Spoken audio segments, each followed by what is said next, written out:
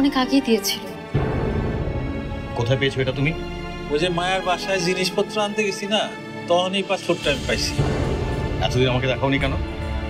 কেন দেখাওনি? আমি রেখে দিতে বলেছিলাম, ভেবেছিলাম একবার জিজ্ঞেস করে নিব মায়ের কাছে, আর জিজ্ঞেস করা হয়নি।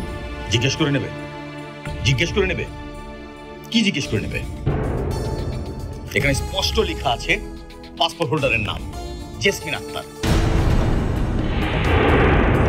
লেখা আছে তার স্বামীর নাম ফজলুল। আরো দেখো দেখো দেখো, কোথাও আমেরিকা দূরে থাক, কোথাও কোনো ভিসা সিল এখানে নেই। এটার মানে কি জানো? এটার মানে হচ্ছে এই মায়া, কি জানো নাম, জেসমিন আক্তার, এই জেসমিন আক্তার হচ্ছে একটা ফ্রড।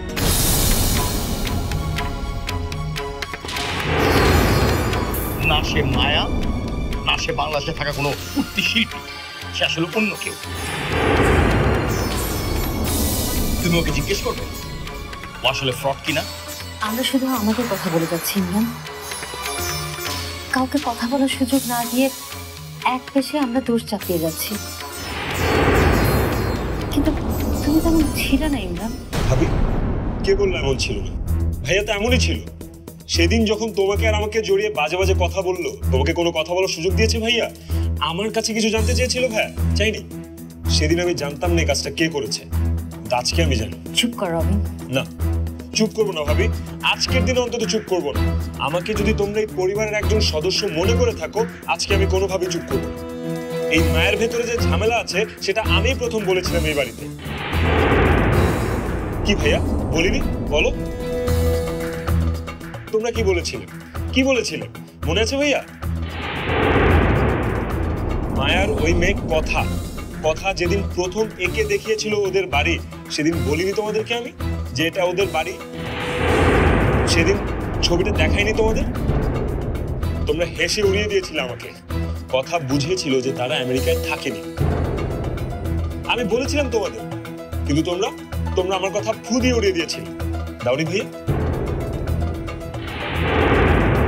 তোমার কাছে এর কোনো ব্যাখ্যা আছে মায়া? আছে কোনো ব্যাখ্যা? কিভাবে ব্যাখ্যা থাকবে ইমরান? ও কিছু বলার মতো থাকলে তো বলবে। যেদিন থেকে এই মেয়ে বাড়িতে এসছে সেদিন থেকে একটার পর একটা ঘটনা ঘটিয়ে যাচ্ছে। আমি কখনো আমার ছেলের পক্ষ নিয়ে কথা বলিনি, কিন্তু আজকে আমার ছেলের পক্ষ নিয়ে কথা বলবো, কারণ আমি জানি ও ঠিক বলছে। এই মেয়ে তোর আর সামনের মধ্যে দেয়াল তৈরি করতে চেয়েছিল। ও একটা ফাঁদ তৈরি করতে চেয়েছে, আর তুই ঠিক সেই ফাঁদে পা দিয়েছিস। তুই সামনেকে সন্দেহ করছিস।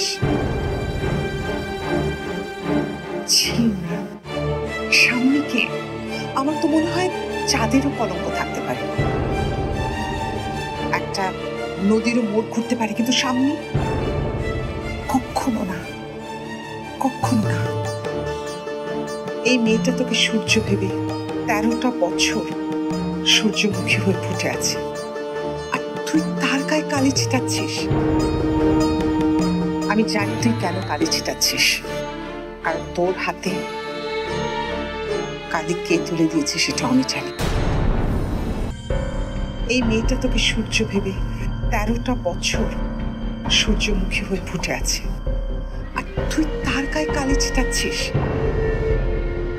আমি জানি তুই কেন কালি ছিটাচ্ছিস, কারণ তোর হাতে কালি কে তুলে দিয়েছে সেটা আমি জানি।